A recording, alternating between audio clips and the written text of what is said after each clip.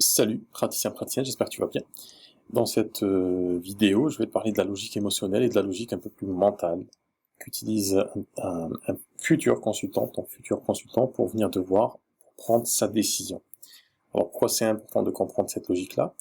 Parce elle est factuelle. D'ailleurs, en tant que thérapeute, tu sais que euh, ton principal matériau de travail, c'est l'émotion humaine. C'est à travers cette émotion-là qui exprime certaines choses, certains blocages, certaines libérations, que tu accèdes très fin de ton consultant, aux profondeurs des âmes de ton consultant. Et ceci dit, tu sais que de manière générale et de manière aussi très précise, très empirique, l'être humain est un être émotionnel. Il prend quasiment toutes ses décisions de façon émotionnelle.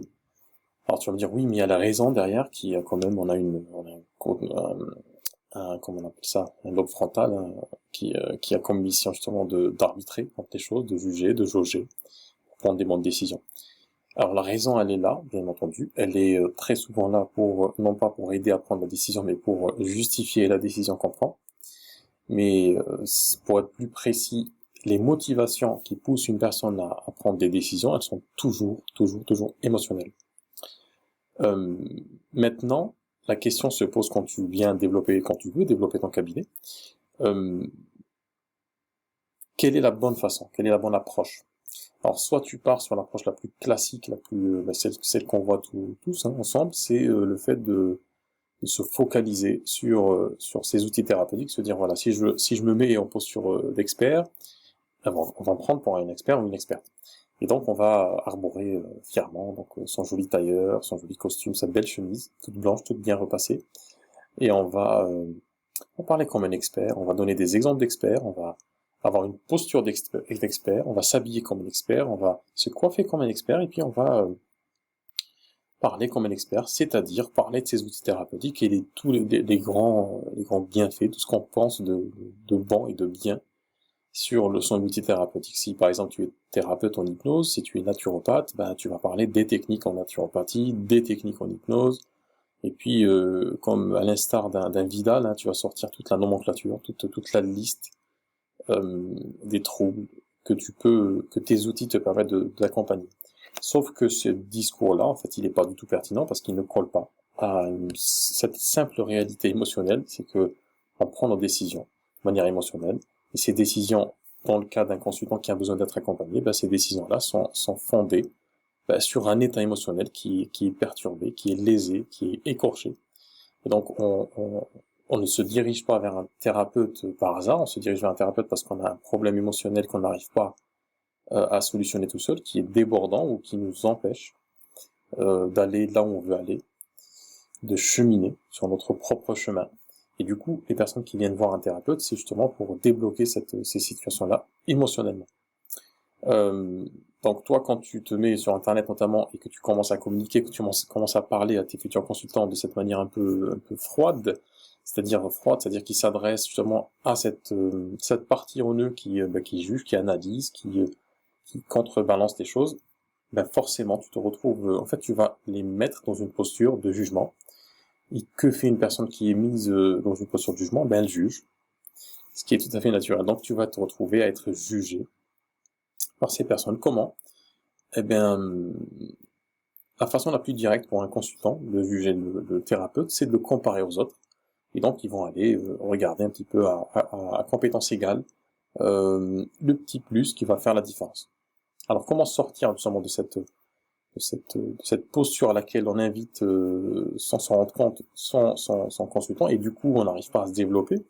On peut arriver à avoir quelques clients par-ci par-là, mais c'est pas assez pour en vivre. Donc, comment faire pour sortir de cette logique-là? Revenir en fait revenir aux fondamentaux de ton métier, puis de ton cheminement personnel. Essayer de te remémorer euh, pourquoi tu fais ce métier-là et à qui tu t'adresses. C'est une question qui est vraiment fondamentale, qu'il ne faudra jamais oublier tout au long de ton développement d'activité, tout au long de ton activité. Qu'est-ce qui t'a amené à faire ce travail-là et pourquoi tu veux le faire réellement? Concrètement, quel est ton idéal le plus profond? Et quand tu te seras posé cette question-là, en fait, naturellement, il y a toute l'expérience, ton expérience qui va remonter. C'est une expérience qui est objective, mais surtout qui est subjective, qui est émotionnelle. Et c'est cette expérience-là qui est importante dans la prise de décision. C'est les blocages et les problématiques auxquelles on fait face dans la vie qui font qu'à un moment ou à un autre, on se dit j'en peux plus, j'ai plus envie de vivre comme ça, j'ai envie d'aller de l'avant, donc j'aimerais mettre un peu plus de contrôle là où je ne contrôle plus, parce que les émotions c'est par définition quelque chose qui n'est pas contrôlable.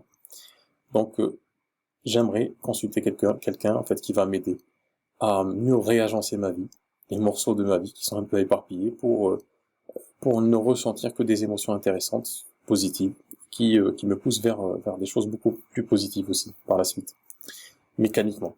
Et du coup, quand on est dans cet état d'esprit-là, dans cet état émotionnel, dans cet état d'âme, ben forcément, on va être touché par un discours émotionnel. Donc, si tu veux aujourd'hui développer ton activité, on va aller partir sur, disons, soyons dans le move, hein. On va partir sur la loi de Pareto, 80-20. Donc aujourd'hui, si tu as envie de développer ton activité, ben mets 80% de ton discours, je dirais, c'est-à-dire par convention, on va l'appeler ça le discours émotionnel, mais c'est pas vraiment un discours émotionnel, c'est le discours normal d'un être humain.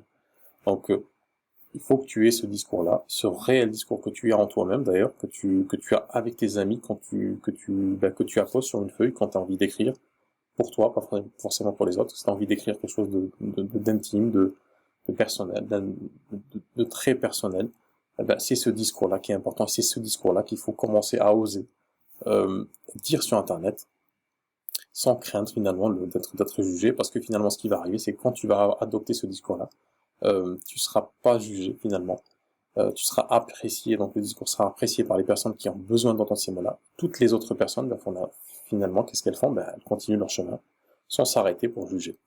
Donc c'est très important de comprendre cette logique émotionnelle quand tu présentes tes accompagnements, ton travail, et de ne pas trop se focaliser, de ne pas mettre finalement ton consultant dans une posture où il va te juger, de ne pas lui poser le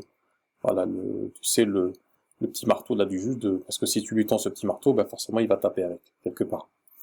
Donc voilà ce que je voulais te dire dans cette vidéo. Si tu as envie d'ailleurs d'en savoir plus sur le développement d'activité, si tu as envie aujourd'hui de développer ton activité et au-delà de cette activité-là, de libérer cette parole qui est en toi, pour pouvoir toucher les personnes que tu veux accompagner, le programme Impactabilité, toujours sur les rails.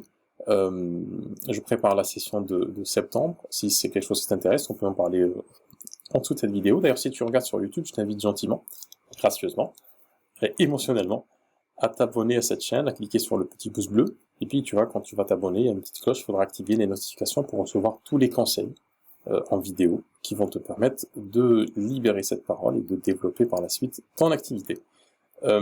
Si tu as des commentaires, d'ailleurs, si quelque chose qui te parle, qui t'a parlé dans cette vidéo, c'est en dessous de cette vidéo que ça se passe et je te dis à très bientôt.